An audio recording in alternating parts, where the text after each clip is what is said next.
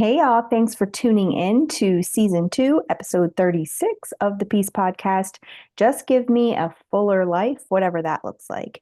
And so this one came to me whenever I was listening to a podcast and they were talking about, what happens after we die and the things that we can take with us, etc. And one of the things that was said was that everybody's going to have two dates with a dash between them on their tombstone, which is true if you're having a tombstone. And so the thing about life is that we can't necessarily do anything to make that dash longer. Like we can't control the amount of time that we are here on this earth. That's not something that we have control over. But what we can control is how full that dash is. So we can't make it longer, but we can certainly make it fuller. And one of the things that robs our ability to make it fuller is that we are so heavily focused on getting somewhere, right? So, um, there's this destination that I want to get to, and there's this expectation placed on me, and there's this person that I am right now that is how I'm living, that isn't necessarily who I want to be. And we're hiding ourselves to achieve and accomplish these things that are expectations and end journeys. But we're not actually remaining present in the days that we have here. We wake up thinking we're entitled to this day. Like we knew before we woke up that we were going to be awake this morning. We wake up thinking that it's just another day. Every day is the same monotonous thing.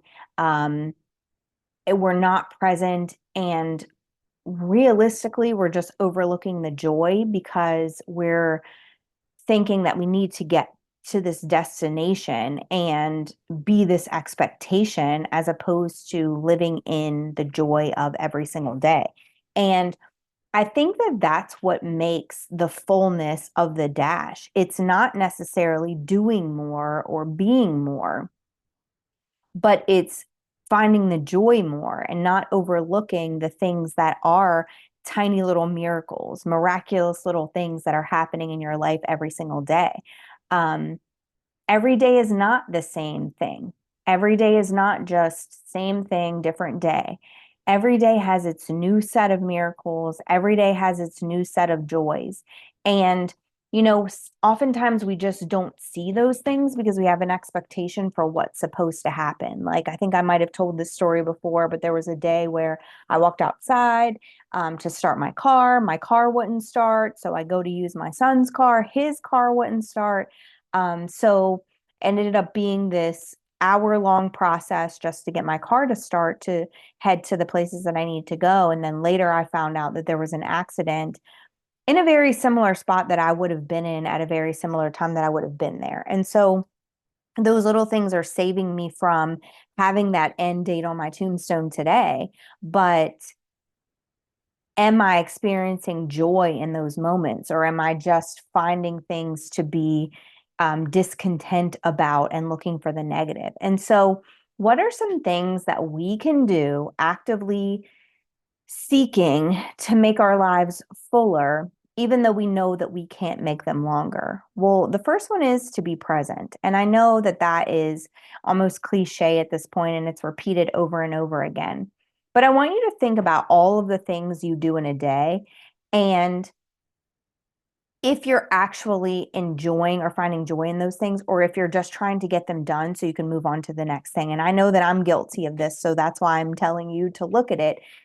Sometimes I'll be in the midst of doing things at work and I'm like, if I could just get this one finished and go to the next one, get this one finished and go to the next one. And as soon as I'm finished here, then I can get to the bus stop. And when I get to the bus stop, and it's always a looking forward to the next thing that I can finish or do, as opposed to finding joy in the moments that I'm in. And one of the things that I learned about, being mindful, even with your own food and when you're eating, is that instead of just scarfing down the food and saying, I got to hurry up and eat this so I can get to my next thing, it's taking that 30 minutes or however much time it is that you get for your lunch and actually enjoying the taste of the food and enjoying, what you're eating and who you're eating it with and having that break. And because we live in this world where it's a rat race and everybody's racing against time and racing against each other and, trying to hustle and get to the next place, we don't sit in what we're experiencing right now and remain present in it because our brains are so fixated on what the next thing is. And because of that, we have this mindset where it's like, I'll be happy when I get to this other thing. I'll be happy when I lose the weight. I'll be happy when I find a spouse or a partner. I'll be happy when I get to insert milestone or thing here, whether it's monetary gains or, life milestone gains. At some point, we have positioned our brains to believe that happiness is a destination. And when we're doing that, the dash between birth and death just becomes a to-do list, as opposed to saying, I'm going to experience joy in this moment right now.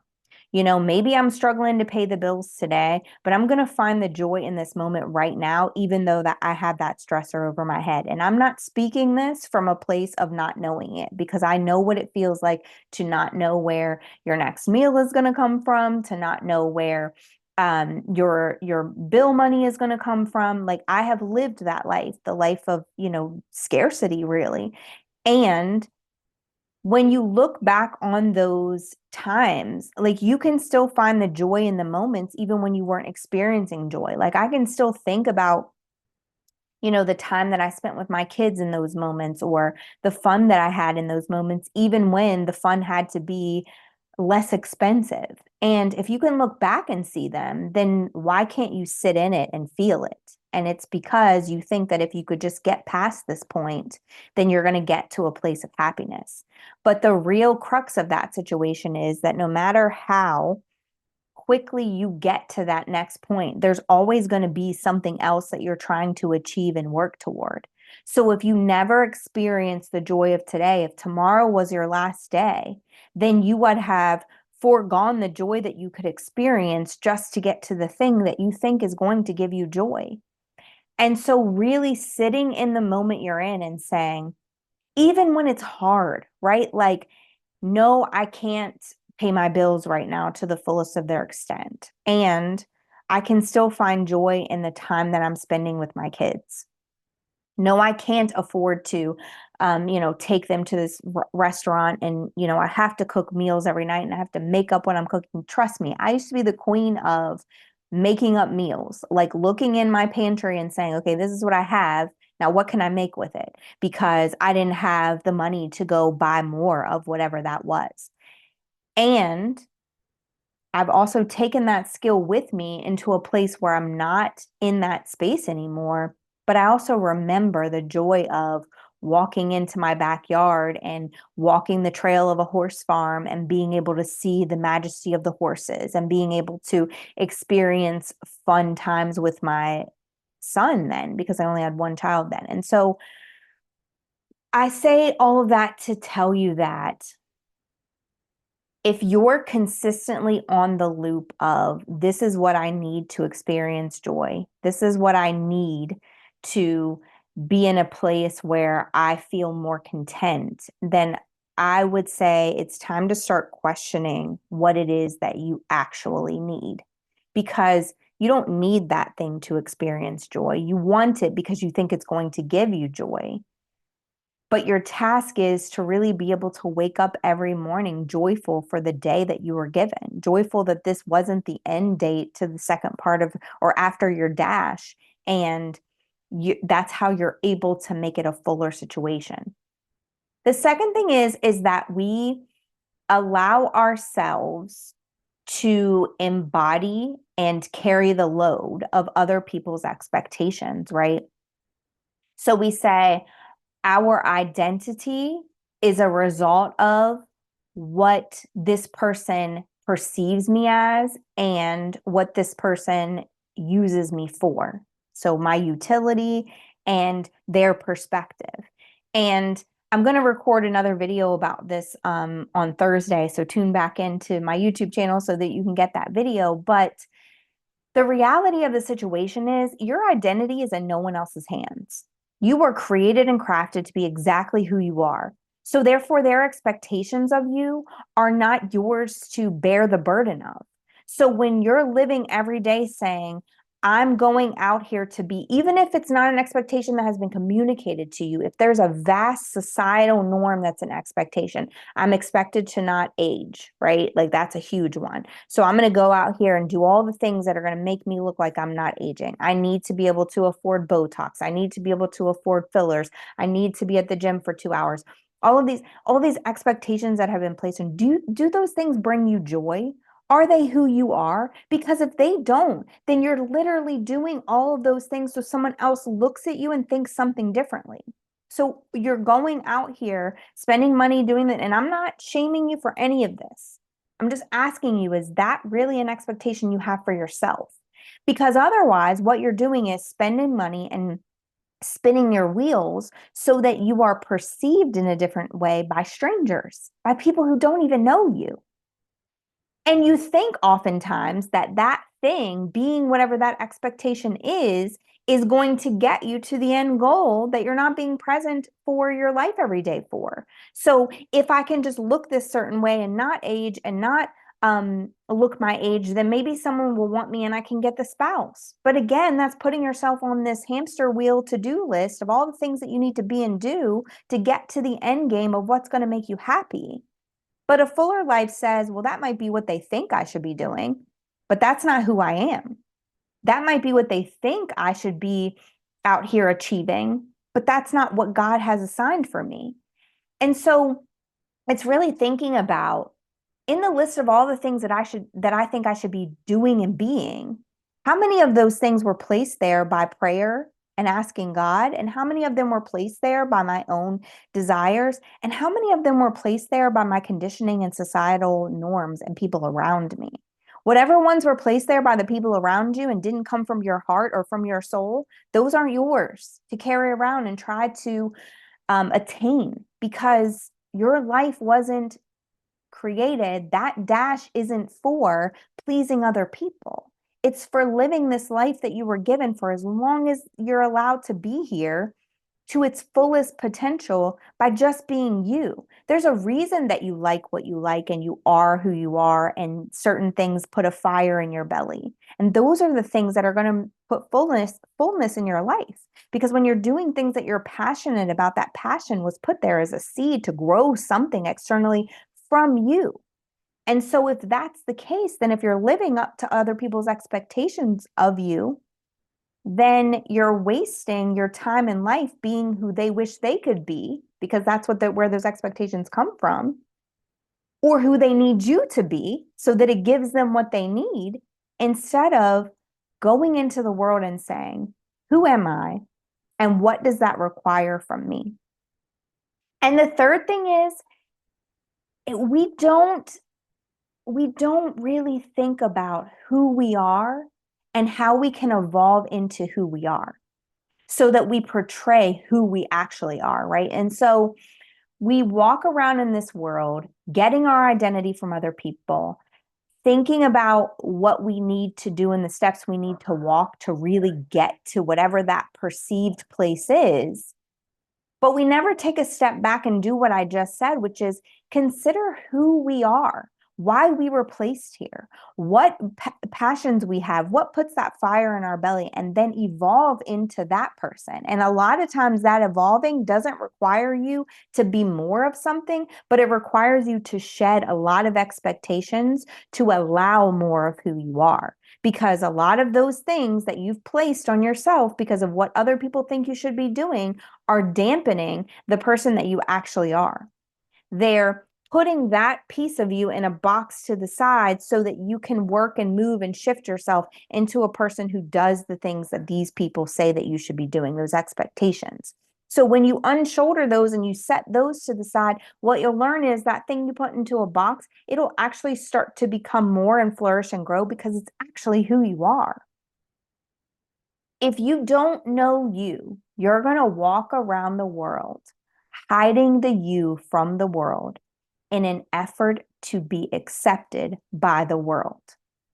So it's that whole mantra of why are you trying to fit in when you were made to stand out? It's that same thing. You hide you and you won't do the work to become you because that work might mean you lose people. That work might mean that you become something different than all of the training that you've done to get to this point, because all of that was an expectation placed on you. That work might mean letting go of a lot of things that have become part of your identity, because we make our identity what we do as opposed to who we are, titles and the roles that we hold as opposed to who we actually are inside. And so it might mean letting that go. And sometimes that's scary because we don't know who we are. We don't know who we can be if we don't become the expectations that have been placed on us. So if you're in a space today where you feel like if today were your last day, that dash would be just as long as everyone else's, but it wouldn't be full, I would encourage you to really think about how to make your life fuller, even though you can't make it longer. I would encourage you to think about every second of every present moment and being just in that, as opposed to wishing that it would go by quicker so you can get to the next space. I would encourage you to think about the joy that you can find in every single day, as opposed to the negatives that you can find in every single day. I would encourage you to let go of the expectations that everyone else has placed on your life and to become exactly who you're supposed to be, no matter how fearful you are of what that process might mean for you.